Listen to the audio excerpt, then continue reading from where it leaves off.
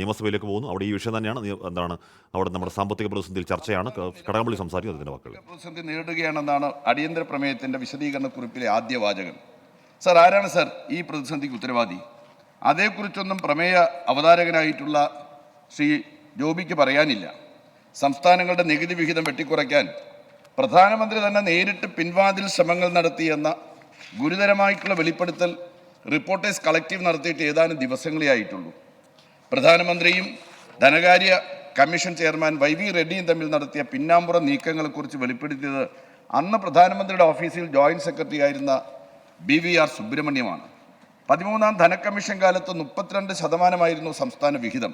Sir, 14ാം ധനകാര്യ commission ഇത് 42% ഉയർത്തുമെന്ന സ്ഥിതി വരുമ്പോഴാണ് സംസ്ഥാനങ്ങളുടെ നികുതി വിഹിതം നികുതിയായും ഗ്രാൻറ്റുകളായും നമുക്ക് ലഭിക്കുന്നത് വെട്ടിക്കുറയ്ക്കാൻ നരേന്ദ്രമോദി തന്നെ പിൻവാതിൽ വഴി ഇടപെട്ടത്.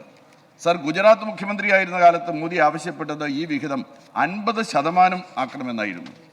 സർ, എന്താണ് മോദി ചെയ്തുകൊണ്ടിരിക്കുന്നത്? ഡിവിസിബിൾ പൂളിൽ വരുന്ന പണം സംസ്ഥാനങ്ങളുമായി പങ്കുവെക്കണമെന്നത് കേന്ദ്രത്തിൻ്റെ ഭരണഘടനാ ബാധ്യതയാണ്. സെസ്സുകളും സർചാർജുകളും ഒഴിച്ചുള്ള യൂണിയൻ സർക്കാർ നികുതികളെല്ലാം ഡിവിസിബിൾ പൂളിൽ നിക്ഷേപിക്കണം.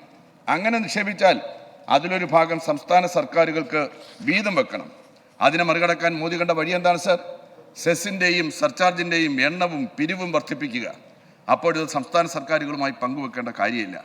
സർ, 2010-11 വർഷം യൂണിയൻ സർക്കാരിൻ്റെ ആകെ റവന്യൂ വരുമാനത്തിൻ്റെ 10% സർ സെസ്സുകളും സർചാർജുകളും. 2022-23 GST കോമ്പൻസേഷൻ സെസ് മാറ്റി നിർത്തി തന്നെ 23-24% ഇത് കുതിച്ചുയർന്നു. ഉദാഹരണത്തിന് പെട്രോളിയം ഉൽപ്പന്നങ്ങളുടെ മേൽ എക്സൈസ് നികുതിക്ക് പകരം agriculture and infrastructure development cess ആയിട്ടാണ് കേന്ദ്ര സർക്കാർ അധിക നികുതി അടിച്ചേൽപ്പിക്കുന്നത്. അന്താരാഷ്ട്ര എണ്ണവിലയിൽ വരുന്ന കുറവ് ജനങ്ങൾക്ക് വിലക്കുറവായി കൈമാറ്റം ചെയ്യുന്നില്ല എന്ന് മാത്രമല്ല, അധിക നികുതി ഇനത്തിൽ സെസ്സായി ഈടാക്കി സംസ്ഥാനങ്ങൾക്ക് ലഭിക്കേണ്ട വിഹിതം നിഷേധിക്കുകയും ചെയ്യുന്നു. 23-24 ബഡ്ജറ്റ് കണക്കുകൾ പ്രകാരം 33,60,858 കോടി രൂപയാണ് കേന്ദ്ര സർക്കാർ പിരിക്കുന്ന ആകെ നികുതി. സർ, ഇതിൽ സെസ്സുകളും സർചാർജുകളും 23% എന്ന മിതമായ കണക്കെടുത്താൽ എത്ര രൂപ വരും സർ? 7,73,000 കോടി രൂപ.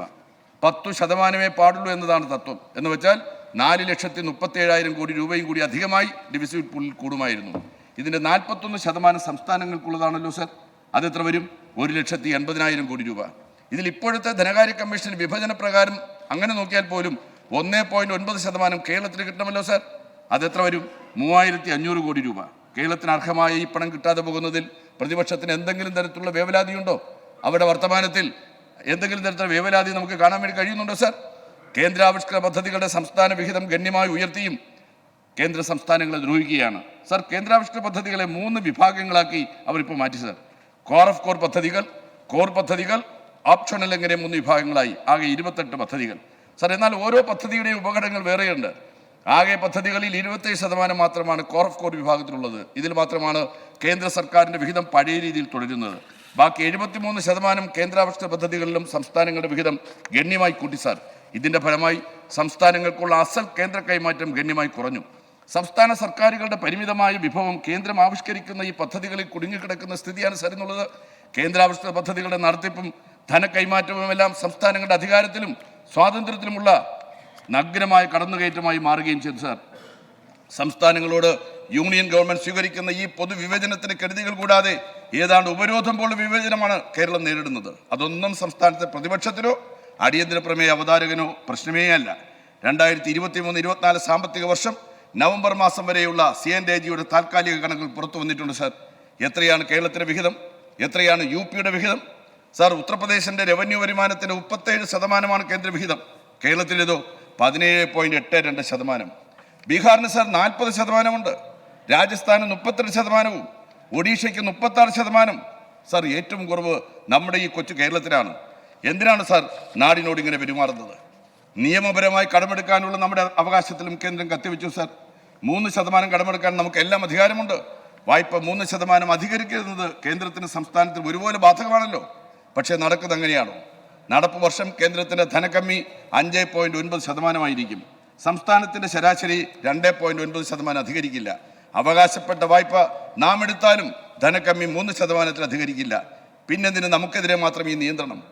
23-22 43,000 കോടി രൂപ വായ്പ എടുത്ത സംസ്ഥാനത്തിന് 22-23 22,000 കോടി രൂപ വായ്പ എടുക്കാനേ അനുവാദം ലഭിച്ചുള്ളൂ. നടപ്പ് വർഷം അതിലും കുറവായിരിക്കും സർ. ഇത് നമ്മുടെ സാമ്പത്തിക പ്രവർത്തനങ്ങൾ വളരെ ദോഷകരമായി ബാധിച്ചിട്ടുണ്ട്. ഇതിനെതിരെ പ്രതിപക്ഷത്തിന് എന്തെങ്കിലും പറയാനുണ്ടോ? ഇന്ത്യയിലെ സംസ്ഥാനം തന്നെയാണ് സർ കേരളം. എന്തുകൊണ്ടാണ് ഭരണഘടനാപരമായും നിയമപരമായും നമുക്കുള്ള അവകാശങ്ങൾ കേന്ദ്രം നഗ്നമായി നിഷേധിക്കുന്നത്? എന്തുകൊണ്ടാണ് നമുക്കെതിരെ കേന്ദ്രം സാമ്പത്തിക ഉപരോധം പ്രഖ്യാപിച്ചിരിക്കുന്നത്? അതിനിരയാകുന്നവർ CPM-കാർ മാത്രമോ ഇടതുപക്ഷക്കാർ മാത്രമോ അല്ലല്ലോ സർ. LDF-കാരും UDF-കാരും BJP-കാരും ഒരു രാഷ്ട്രീയവും ഇല്ലാത്തവരും അടങ്ങുന്ന കേരള ജനത ഒന്നടങ്കമല്ലേ സാർ അതിന് ദുരിതം പേറേണ്ടി വരുന്നത്? ആ നയത്തിന്റെ രാഷ്ട്രീയത്തിനെതിരെ എന്തുകൊണ്ടാണ് സാർ UDF-കാരുടെ ശബ്ദം ഉയരാത്തത്? നികുതി ഭരണത്തിലെ കെടുകാര്യസ്ഥതയുണ്ടെന്നും IGST പിരിവ് കാര്യക്ഷമമല്ലെന്നുമാണ് അടുത്ത ആരോപണം. സർ അടിയന്തര പ്രമേയത്തിൽ അങ്ങനെ ഒരു ആരോപണം ഉന്നയിച്ചിട്ടുണ്ട്. സത്യത്തിൽ ഇതൊക്കെ കാണുമ്പോൾ അത്ഭുതമാണ് സാർ തോന്നുന്നത്. 2017 മാർച്ച് 17 നിയമസഭയിൽ നിങ്ങൾ ചോദിച്ച ചോദ്യത്തിന് അന്ന് തന്നെ ധനമന്ത്രി വ്യക്തമായി മറുപടി പറഞ്ഞതാണ്. ഡോക്ടർ മാത്യു കുഴൽനാടൻ, ഷാഫി പറമ്പിൽ, എൽദോസ് കുന്നപ്പള്ളിൽ, സജീവ് ജോസഫ് എന്നിവർ ചോദിച്ചാണ് ചോദ്യം. നക്ഷത്ര ചിഹ്നമിട്ട ചോദ്യം 483. നിങ്ങൾ ചോദ്യം ചോദിക്കുകയുള്ളൂ സാർ. മറുപടി വായിച്ച് മനസ്സിലാക്കുന്ന സ്വഭാവം നിങ്ങൾക്കില്ലേ? എല്ലാം പഠിച്ചു പറയുന്ന ഒരാളാണ് സാർ നിങ്ങൾ നയിക്കുന്നത്. ഇതൊന്നും പഠിക്കാൻ ആരും പറഞ്ഞു തന്നിട്ടില്ലേ? എന്താണ് IGST എന്ന് ധനമന്ത്രി ആ മറുപടിയിൽ വിശദീകരിച്ചത് വായിച്ചിരുന്നെങ്കിൽ ഈ വിഡ്ഢിത്തരം വിളമ്പുമായിരുന്നില്ല. ചരക്കുകളുടെയോ സേവനത്തിൻ്റെയോ അന്തർ സംസ്ഥാന വിതരണത്തിന്മേൽ ചുമത്തുന്ന നികുതിയാണ് IGST. നികുതി കൊടുക്കുന്നയാൾ ഫയൽ ചെയ്യുന്ന റിട്ടേണിന്മേൽ ഓട്ടോമാറ്റിക്കായി സംഭവിക്കുന്നതാണ് IGST സെറ്റിൽമെന്റ്. അതിൽ സംസ്ഥാന സർക്കാരിന് ഒരു നിയന്ത്രണവുമില്ല. നിലവിലുള്ള നികുതി നിയമം അനുസരിച്ച് IGST സെറ്റിൽമെന്റ് സുഗമമായി നടക്കുന്നുണ്ടെന്നും സംസ്ഥാനത്തിന് എല്ലാ മാസവും മുടങ്ങാതെ IGST വിഹിതം കിട്ടുന്നുണ്ടെന്നും ധനമന്ത്രി ആ മറുപടിയിൽ വിശദമായി പറഞ്ഞിരുന്നു. ഇതേവരെ കിട്ടിയ കണക്കും പറഞ്ഞു. ഈ ധനകാര്യ വർഷം ഇതുവരെ കിട്ടിയത് 15,610 കോടി രൂപയാണ്. 2019-20 10,619.71 കോടി രൂപയായിരുന്നു. 2020-21 10,938.18 കോടി രൂപയായിരുന്നു. 2021-22 14,098.27 കോടി രൂപയായിരുന്നു. സാർ, GST സോഫ്റ്റ്വെയർ വഴി ഓട്ടോമാറ്റിക്കായി നടക്കുന്ന ട്രാൻസാക്ഷനാണിത്. ഇതിലെവിടെയാണ് സംസ്ഥാനത്തിന് റോൾ സാർ? കൂടുതൽ കിട്ടാനുണ്ടെന്ന് എന്ത് രേഖയുടെ അടിസ്ഥാനത്തിലാണ് നമുക്ക് വാദിക്കാൻ കഴിയുക? GST-യെക്കുറിച്ച് പ്രാഥമികമായ ബോധമെങ്കിലും ഉണ്ടെങ്കിൽ ഇങ്ങനൊരു അസംബന്ധം ഈ ഫ്ലോറിൽ എഴുന്നള്ളിക്കുമോ? കോൺഗ്രസ് ഭരിക്കുന്ന സംസ്ഥാനങ്ങളുണ്ടല്ലോ, അവിടെ എങ്ങനെയാണ് IGST ട്രാൻസാക്ഷൻ നടക്കുന്നത്? കൂടുതൽ കിട്ടാനുണ്ടെന്ന് എങ്ങനെയാണ് നിങ്ങളുടെ സർക്കാർ വാദിക്കുന്നത്? എങ്ങനെയാണ് അവർ തങ്ങളുടെ അവകാശവാദം സാധൂകരിക്കുന്നത്? അങ്ങനെ വാദിച്ച് എത്ര കോടി രൂപയാണ് ഇന്ത്യയിലെ കോൺഗ്രസ് സർക്കാരുകൾ IGST-യിലെ സംസ്ഥാന വിഹിതം വർദ്ധിപ്പിച്ച് വാങ്ങിയത്? അത് ചൂണ്ടിക്കാണിച്ച് ആ രീതി ഇവിടെയും നടപ്പാക്കണമെന്ന് ആവശ്യപ്പെട്ടാൽ അത് കേൾക്കാൻ ഒരു അന്തസ്സുണ്ട് സർ. അതിനെക്കുറിച്ച് IGST-യെക്കുറിച്ച് ഒരു ബോധവുമില്ലാതെ ഇത്തരം അസംബന്ധം നിയമസഭയിൽ വെച്ച് അലക്കുന്നത് ശരിയാണോ എന്നത് നിശ്ചയമായിട്ടും നിങ്ങൾ പരിശോധിക്കണമെന്നാണ് സർ പറയാനുള്ളത്. സർ, സംസ്ഥാനത്തെ നികുതി പിരിവ് കാര്യക്ഷമമായി തന്നെയാണ് നടക്കുന്നതെന്ന് അഭിമാനപൂർവ്വം പറയാൻ സാധിക്കും സർ. കേന്ദ്രത്തിന്റെ പകയും പ്രതികാരവും മുടിയഴിച്ചാടുന്നത് മൂലമുണ്ടാകുന്ന കെടുതികളെ പരമാവധി ലഘൂകരിക്കുക എന്ന ലക്ഷ്യത്തോடு തന്നെയാണ് സംസ്ഥാനത്തെ നികുതി പിരിവ് സംവിധാനം പ്രവർത്തിക്കുന്നത്. അതുകൊണ്ടാണ് സാർ നികുതി പിരിവിൽ ഈ വർധന